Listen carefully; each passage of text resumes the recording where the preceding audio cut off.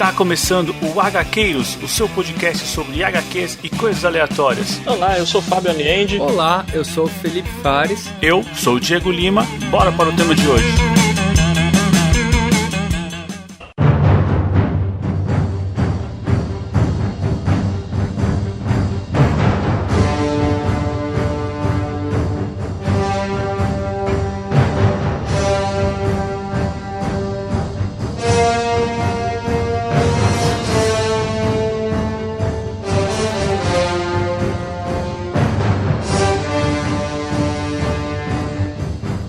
Avante, HQueiros, eu sou Diego Lima e já tem muito tempo que os bolsonianos vêm atrapalhando o mundo, hein?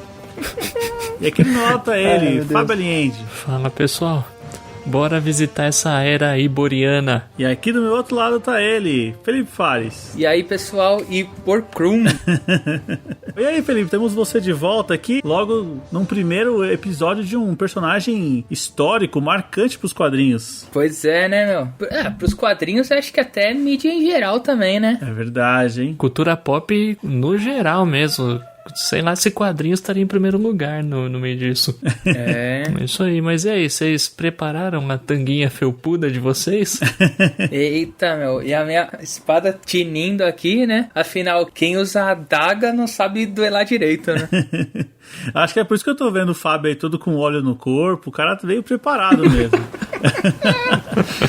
Pois é. Hoje vamos falar de Conan, esse personagem icônico que, como o Fábio falou, foi muito bem, entre aspas, né? Interpretado, vivido no cinema, mas que marcou gerações. E hoje a gente vai falar de uma história aqui que a gente pode falar que seria uma introdução do personagem? Eu acho que, assim, talvez como a gente sabe que tinha o HQs antes, né? Mas eu acho que talvez funciona como uma releitura, né? De vários pontos da vida dele, né? Isso eu achei bem bacana desse encadernado aí que a gente vai falar, porque, tipo, ele vai pontuando várias fases da vida dele, né? Meio que etapas do crescimento dele, ou alguma coisa assim. Como era a vida na Ciméria, na aldeia onde ele nasceu e cresceu, e os causos que ele aprontou por lá. A gente vê que o Howard, algo que, assim, o Conan é um personagem criado por um escritor, que é o Robert E. Howard. Majoritariamente, o Conan apareceu em contos do Howard. E nesses contos, a gente vê que os contos abordavam várias etapas da vida do Conan, mas eles não eram lançados assim em ordem cronológica. Tenho lido o primeiro livro que o Pipoca Nankin lançou, e assim, o primeiro conto que foi lançado, o Conan já era um rei. No segundo também. E aí no terceiro já vem meio que uma surpresa. No terceiro é um conto com uma outra etapa da vida, onde ele era um jovem ladrão. Então, assim, a própria literatura do Howard já foi deixando espaços onde ele poderia brincar com a vida desse personagem, onde ele tinha, assim, existia uma cronologia estabelecida, mas não se sabia o que tinha acontecido em vários pedaços da vida dele. Quando o personagem vai para os quadrinhos, pelo menos, assim, tanto na era da Marvel quanto na Dark Horse, que publicou essa história que a gente vai falar, meio que isso continua. Assim, são publicados contos de etapas diferentes da vida do personagem. Isso é algo muito legal, é algo que, assim, enriquece o personagem, porque você lê a história e você pensa, poxa, legal, o que mais que tem pra se falar desse indivíduo? Legal. E só passando aqui o serviço direito, a gente vai falar então de Conan, nascido no campo de batalha. Como o Fábio falou, ela foi lançada originalmente na Dark Horse em 2003 e chegou aqui no Brasil em 2008 pela Mythos. Nessa edição da Mythos, lá na parte final, tem um depoimento do Ed Brubaker, né? Que é até se eu não me engano, acho que é até um autor que a gente não pegou nenhuma obra dele ainda aqui. Pegamos sim, Capitão América, Soldado Invernal. É verdade. Verdade. E ele comentando sobre como o Kurt Busiek tratou bem, né, o Conan, né?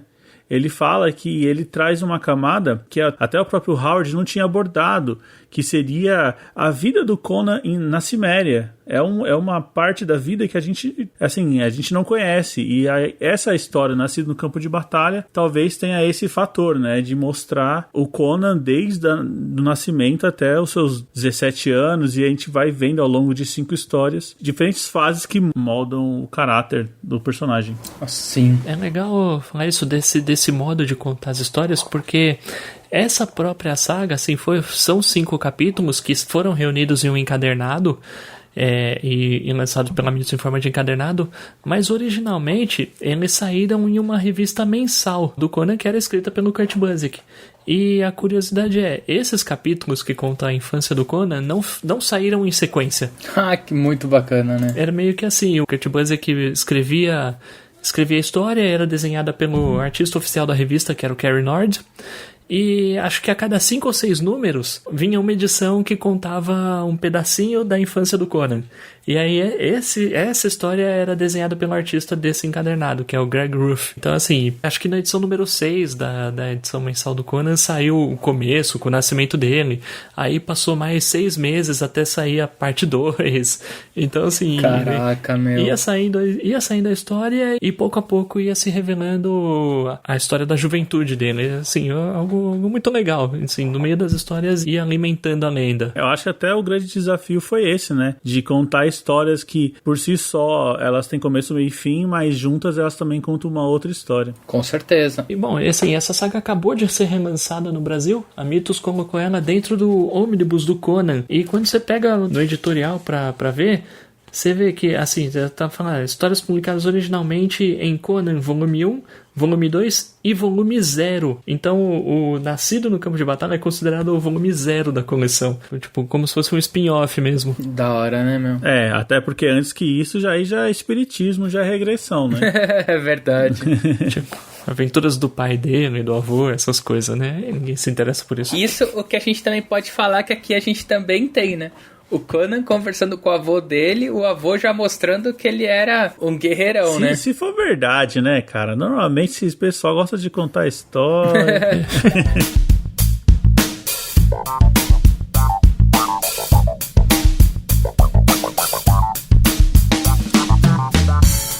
Bom, pessoal, temos recado pra hoje? Novamente não, né, gente? Não temos, né? Acho que o pessoal tá sem caneta pra anotar, viu, Felipe? Tá difícil. O pessoal tá esquecendo o número do WhatsApp, tá complicado. O pessoal tá rouco, né? Pode ser tá também. Rouco, não tá conseguindo mandar mensagem. Pode ser. Mas, vamos reforçar aqui então, porque, a gente faz o programa aqui, a gente quer que vocês interajam, a gente quer saber se vocês estão gostando ou não.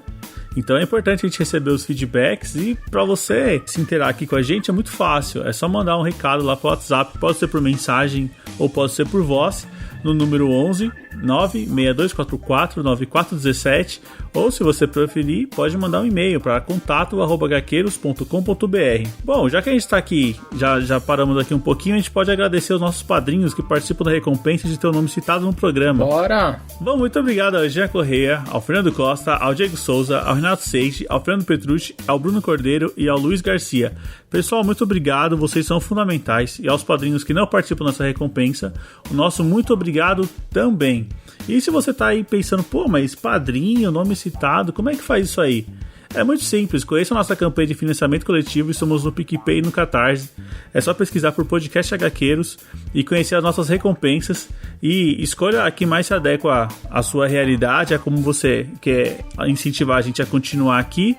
E a partir de R$5 você vai entrar lá num grupo no WhatsApp, onde nossos padrinhos tem a gente, você vai ter contato direto, onde a gente troca muita ideia também, tem muita dica de leitura e também vai ter acesso aos episódios secretos. Isso mesmo, só os nossos padrinhos recebem 2 programas por semana para poder ouvir. Se você gosta da gente, gosta do conteúdo e sente assim, um episódio por semana tá pouco, saiba que lá no episódio secreto tem muita coisa, já passamos de 70 episódios. Então, se você chegar hoje, vai ter muito conteúdo para aproveitar. Mas se você não tiver no momento para apoiar a gente financeiramente, saiba que temos um grupo aberto lá no Telegram. É só pesquisar por HQueiros ou ir lá na bios do Instagram, que também tem um link direto. E você vai ser bem recebido num grupo com pessoas lá que estão muito afim de trocar ideia. E é só chegar que estamos te esperando. Bom, pessoal, acho que é isso. Vamos lá acompanhar então o nosso gigante de bronze? Bora lá! O Conan é uma criação do Robert E. Howard, que é um escritor lá do comecinho do século XX, nascido em 1906. Era um escritor que, majoritariamente da sua obra foram contos, E, bom, era um escritor, assim, de estilo bastante diversificado, mas acho que primava pela fantasia e pela ficção. Dentre os seus personagens, assim, óbvio que o mais conhecido é o Conan e todo o seu mundo, né, conhecido como a Era Iboriana, mas ele também tem, dentre suas criações, o Rei Cool, o Solomon Kane, que é um guerreiro inglês puritano, alguma coisa assim. Temos a Bran McMorn, que é um dos Pictos, que é o rei dos Pictos, na verdade, e uma personagem guerreira chamada Sônia a Ruiva, que muitos anos depois, assim, inspirou o Roy Thomas a criar a Red Sonja, que no caso participava das histórias junto com o Conan. Robert E. Howard era um escritor, assim, bastante prolífico. Ele criou todos esses personagens, tem essa baita obra que, assim, praticamente 100 anos depois todo mundo se lembra, mas ele só viveu 30 anos. Ele cometeu suicídio em 1936, quando a mãe dele entrou em coma. Caramba! Eu não sou um grande estudioso da vida do Howard, né? Não sou um grande conhecedor, mas o que se diz é que era uma pessoa extremamente complicada, assim, depressiva, deprimida, etc. E, curiosidade, amigo do Howard Philip Lovecraft. Era amigo de... trocavam cartas. Contemporâneos também de revista. Escreviam principalmente em revistas pulp. Acho que a principal publicação que trouxe trabalhos do Howard foi a Weird Tales. Isso aí, em 1932, se não me engano, ele publica a primeira história do Conan, que era A Fênix na Espada, que era uma releitura de um conto que ele já tinha escrito para o Rei Cool. A vida nada se cria, né? Não, mas ele já tinha criado, né? Acho que mal sabia ele que iria criar um personagem que ia inspirar tantos outros, né? Sim. O Howard, ele lançou primeiro o Rei Cool, se não me engano foi em 28 ou 29, alguma coisa assim. Ele tentou emplacar o personagem algumas vezes em alguns contos, mas não pegava. Aí ele fez algumas modificações, trocou o personagem de Cool pra Conan, porque o Rei Cool ele era, assim, por ser um rei, tratava mais de intrigas palacianas, digamos assim. E nas histórias, quando ele mudou pro Conan, ele fez aquilo que eu comentei.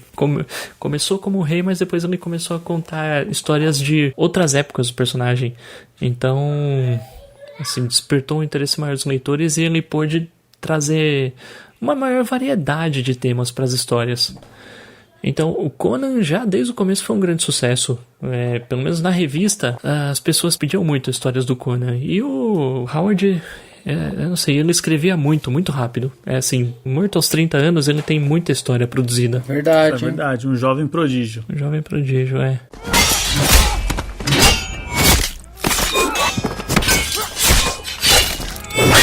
A trajetória do Conan, assim, ele teve seus contos escritos pelo Howard, que eram de grande sucesso, tanto sucesso que depois que o Howard se suicidou, outros autores começaram a escrever histórias com o personagem, e assim, passaram-se os anos, passaram-se as décadas, a partir de meados da década de 70, um jovem prodígio lá na Marvel, chamado Roy Thomas, prometeu mundos e fundos para a editora em troca para que a editora adquirisse os direitos para produzir histórias em quadrinhos do Conan. Caraca, hein, mano? E assim, dito e feito, a revista foi um tremendo de um sucesso. Do Conan na Marvel é um clássico. Tá sendo relançado aí agora em ônibus pela Panini, teve revista em formato comic book, depois com sucesso lançaram a revista em formato magazine para maiores, que era Espada Selvagem de Conan. Assim, por décadas perdurou, e o Roy Thomas, a maior parte do tempo, ficou com o personagem. Então, assim, hoje em dia, depois do Howard, claro, mas o nome que mais se associa ao Conan é o do Roy Thomas, né, nas histórias em quadrinhos, né? Bom, passaram-se as décadas, passaram-se os anos, a Marvel já não era a mesma, chegou a falência, eles resolveram não mais pagar os direitos para produzir as histórias do Conan. Então, assim, deixaram de publicar a revista, não queriam mais. Então a licença ficou livre. A Dark Horse pegou a licença e chamou aí um escritor de bastante renome na época, que era o Kurt Busiek. Falou assim: Kurt Busiek, vem aqui, vem escrever essas histórias aqui pra mim. E o cara só entregou tijolada.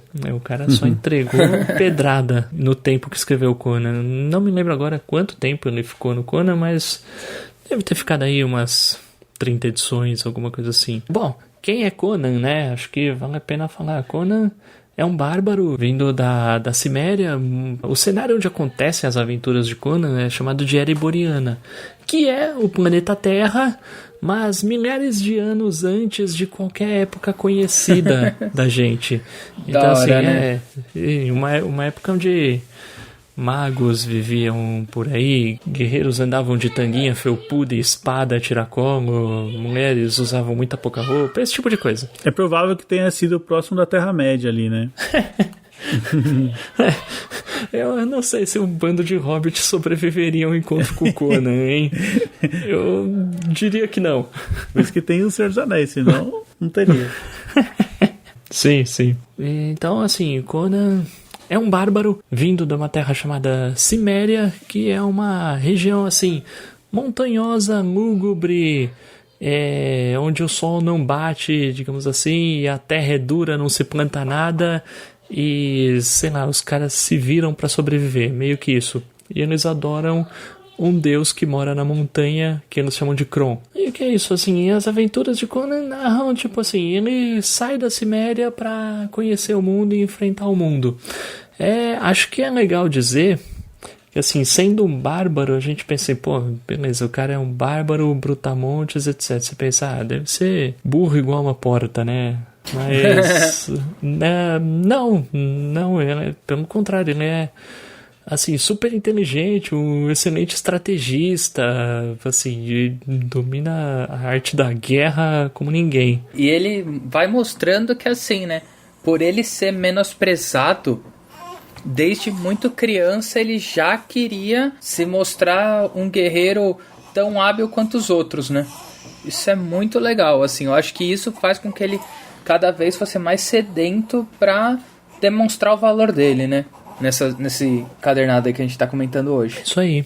Na verdade, assim, a gente já pode até fazer o link aqui, porque como o Felipe começou falando sobre a infância, né, do Conan, a gente cai nessa história meio que sem querer, assim como os nossos personagens iniciais aqui, que estão fazendo uma expedição, né, e encontram um tesouro. O Sheik aí que tá fazendo a expedição, ele fica muito curioso para saber quem eram aquelas pessoas que viviam ali, né, quem era o dono daquele tesouro e tudo mais. Eu achei essa parada muito interessante, né? Porque é um quadrinho que dentro do quadrinho eles já estão contando as histórias do Conan, né? Isso. Dá uma impressão que, assim, é uma lenda, e é uma lenda épica, né? Que, assim, além de ele já estar contando pro Sheik, ele já mostra, cara, tem alguma coisa estranha com esse rei, né?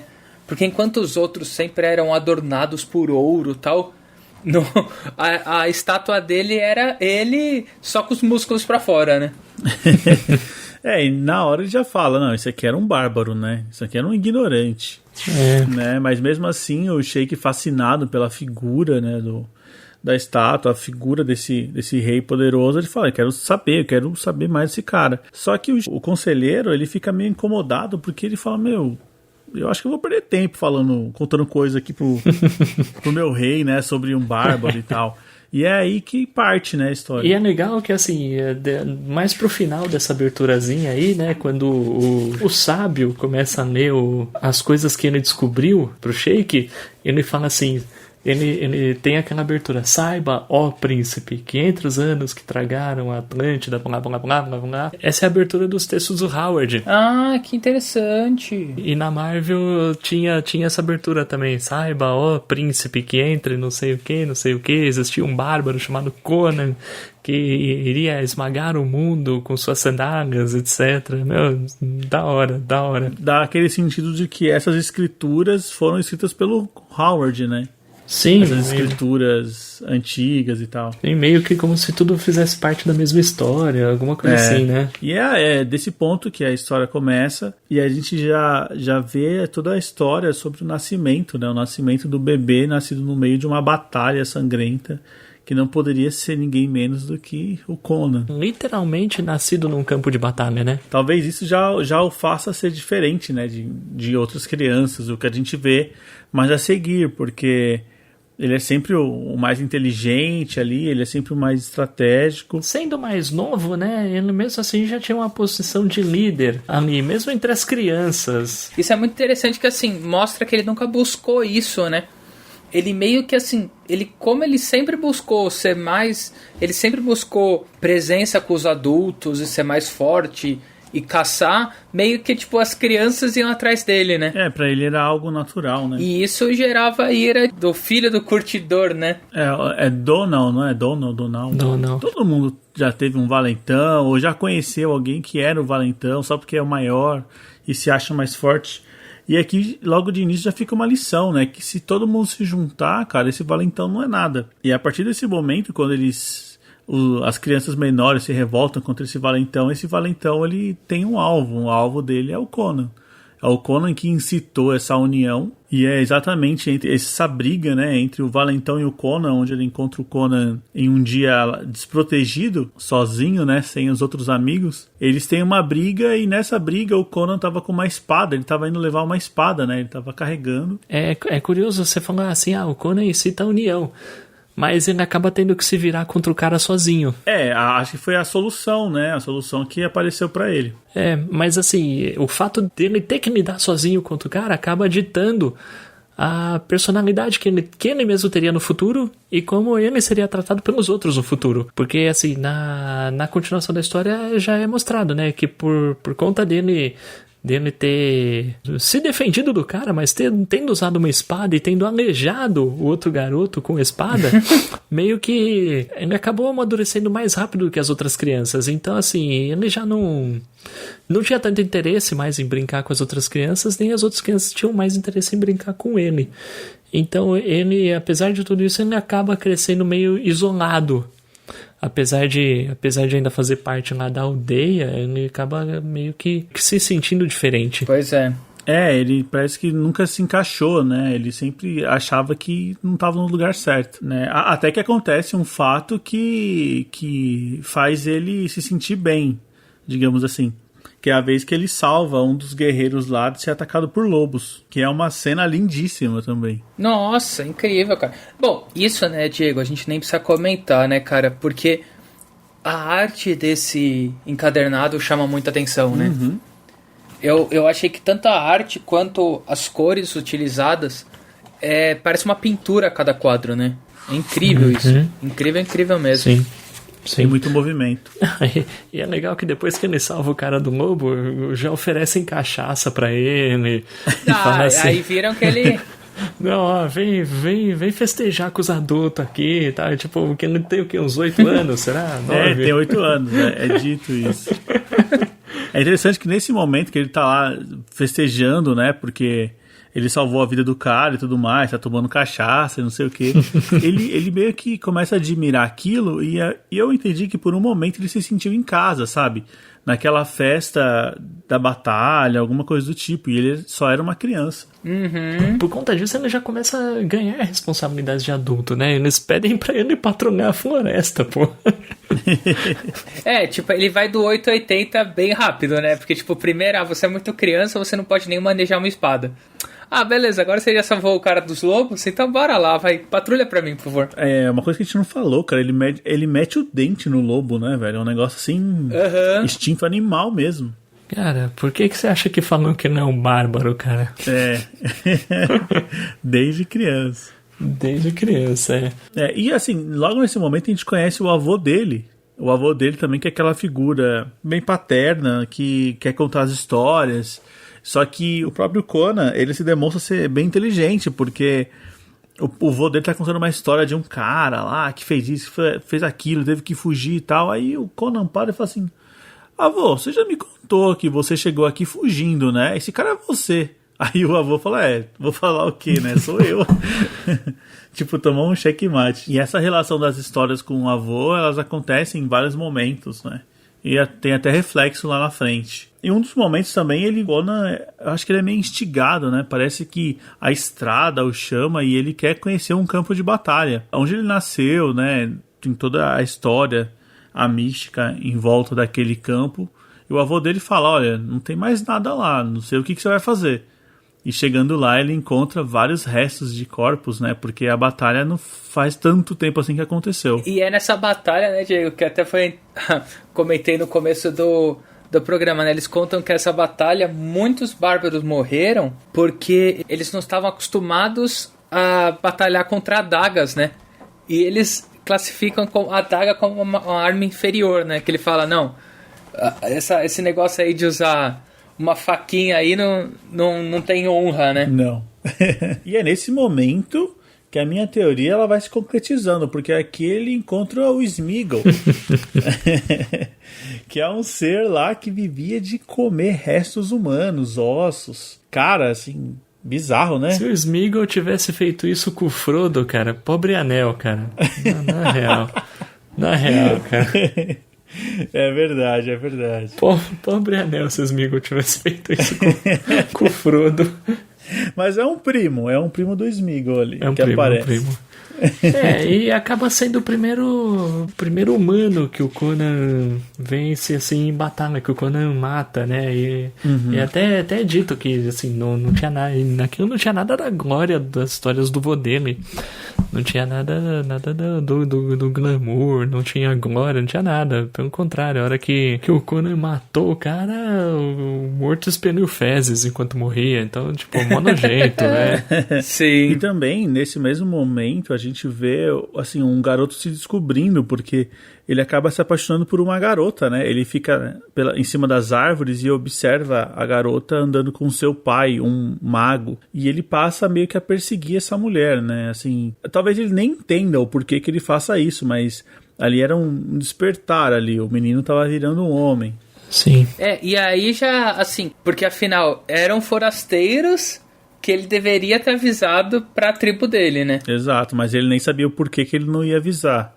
A gente sabe, ele estava apaixonado, era isso. Ah, cara, É interessante que a próxima história já começa com ele maior e já se relacionando com uma mulher. Você fala, caramba, já deu um salto aqui de história, né? Com duas, né? Ah, são duas? Não, é que tem uma na aldeia dele e a outra... Tá. Eu falei, nossa, mas será que eu vi certo? Vi uma. Mas não, é verdade, são duas. Sim, uma é da aldeia dele e a outra é a outra é a filha do mago. Ou seja, não perdia tempo, rapaz, né? Não mesmo. Não perdia tempo. É revelado em flashbacks que o mago, na verdade, é um fugitivo da Quilônia, que tinha caído em desgraça com o rei porque não queria procurar minérios pro rei ficar mais rico, então ele fugiu, ele e a filha se esconderam na floresta. Bom, é de tudo isso em flashback, mas, assim, enfim, entre um gracejo e outro do Conan com a filha do mago, meio que acaba as coisas dando errado, né? E ele enfrenta um touro no meio do caminho. No meio do caminho ele quebra o pescoço de um touro no meio do caminho, né? Não, isso é incrível, cara. Isso é incrível. E aí, assim, a aldeia acaba tomando ciência da existência do mago e da filha. Meio que por conta disso, o mago e filha vão embora e o Conan se vê em uma situação difícil na aldeia.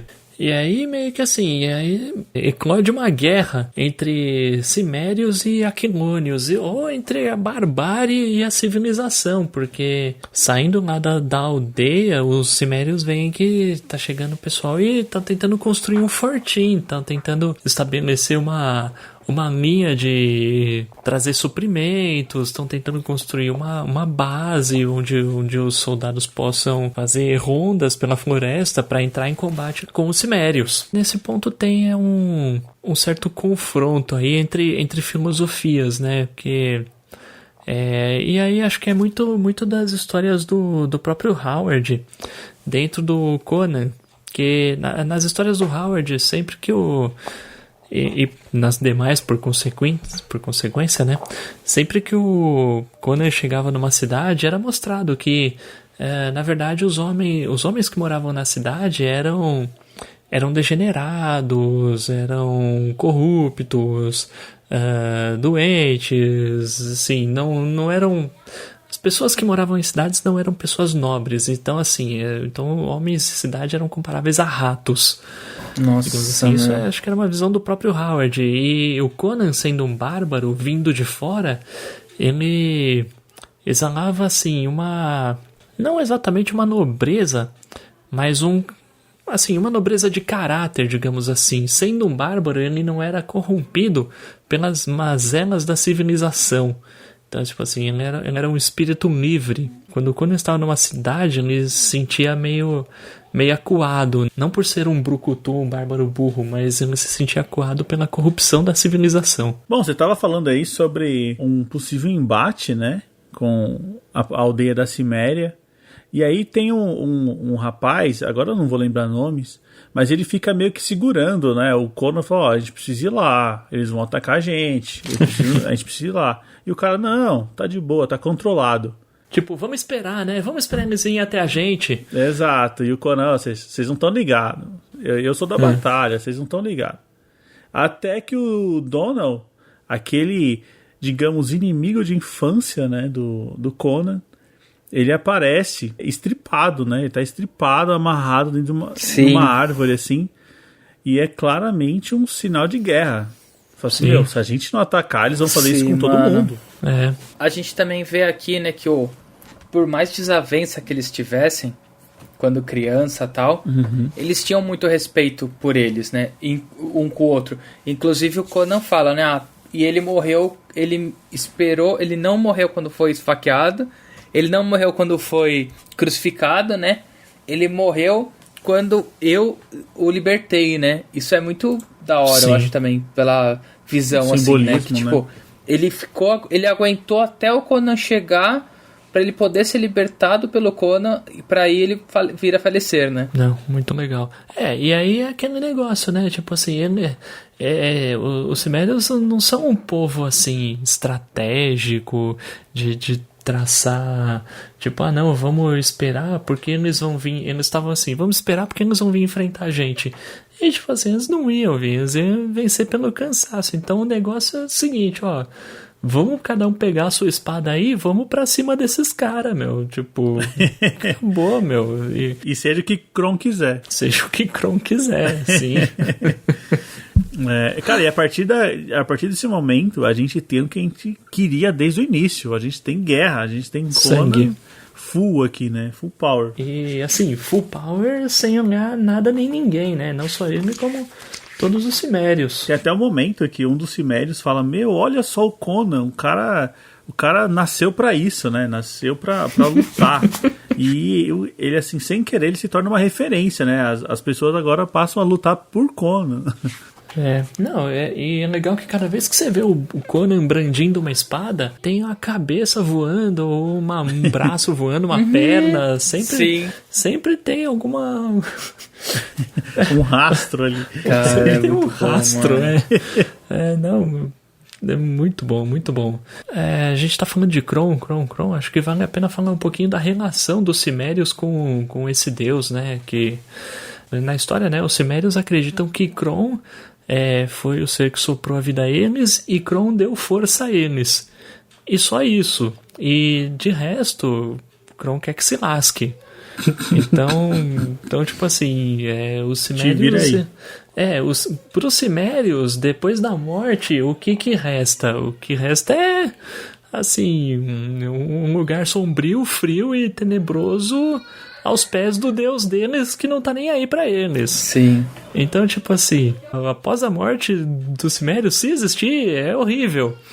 Então, pra eles, o que vale a pena é aqui agora. Viver, beber o que puder, comer o que puder, festejar, enfrentar os inimigos, arrancar a cabeça deles, e é isso aí. Essa é a religião deles. Felipe, o Fábio sabe a Bíblia da Ciméria. Eu tô vendo isso, meu. Tô vendo isso mesmo, espantado aqui. Exato.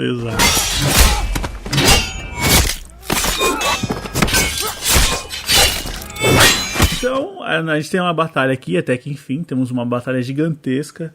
E não sei se alguém estava com dúvida, mas o Conan vence. Óbvio, se né? Se o Conan tá no seu time, ele vai vencer.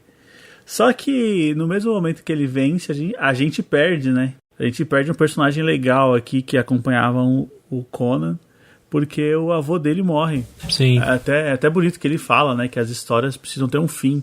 O avô dele, que era um grande contador de histórias, teve o seu fim. Cara. E assim, eu acho que o avô dele era meio que como um mentor pro Conan e colocou nele o desejo de partir e conhecer o mundo, né? Não só...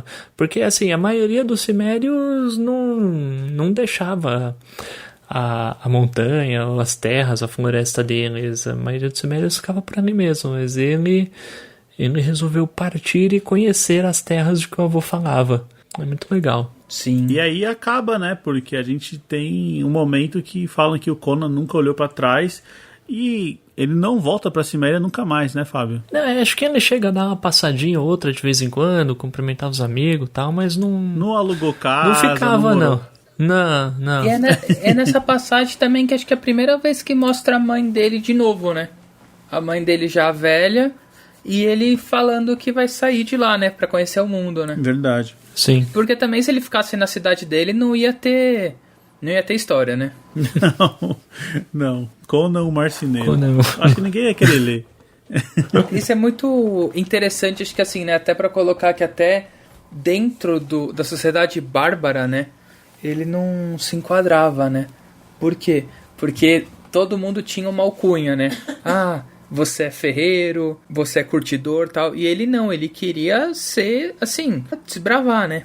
Não importava o que, né? Exato. Eu acho que era bem o que o Fábio falou. Ele queria viver as histórias que o avô dele contava, né? Muito bonito. Bom, tem uma passagem também aí que mostra como o Conan não sabe a força dele, né? É quando eles estão sendo presos lá pelo exército e o cara tá falando merda pra ele dá um soco e mata o cara, né? Em uma porrada. Isso que era amigo dele, né? Isso que era amigo dele, meu. Imagina só matar um cara com um murro e na cara ainda. Tipo, você deu um murro na cara, o cara morreu. Ele morreu. Falando agora um pouco de editorial aí, acho que é um bom momento pra curtir as aventuras do personagem, porque fora os quadrinhos, né, que tanto a Panini tá relançando aí o ônibus da fase Marvel, da fase clássica lá, por Roy Thomas, Barry Windsor-Smith e John Buscema, a Mythos começou aí esses ônibus do Kurt Busiek com a fase da Dark Horse. A Panini também tá lançando a coleção da Espada Selvagem de Conan, também por Roy Thomas e John Buscema.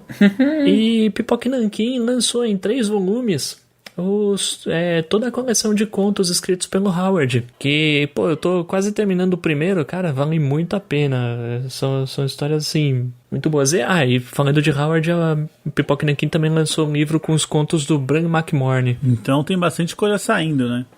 Tem bastante coisa saindo, assim, dá pra, né? assim, só com esforço financeiro, né, mas não tendo o que fazer, não tendo o que procurar muito, acho que dá pra ter acesso à maioria das histórias do personagem. Vale muito a pena e Conan tá bombando, pessoal.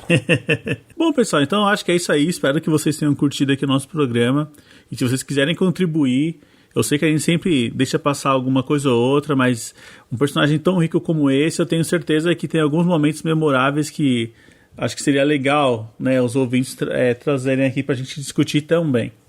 Bom, então se você quiser participar é muito fácil, é só mandar um e-mail para contato@hqueiros.com.br ou envie um áudio de até 1 minuto para o nosso WhatsApp, que é o 11 96244 9417. Siga a gente nas redes sociais, estamos no Facebook e no Instagram, @podcasthqueiros, e considere participar da nossa campanha de financiamento coletivo. Estamos no PicPay e no Catarse. É só visitar lá e conhecer as recompensas que mais se adequam à sua realidade. E também entre lá no nosso grupo aberto do Telegram. Não precisa ser padrinho nem nada.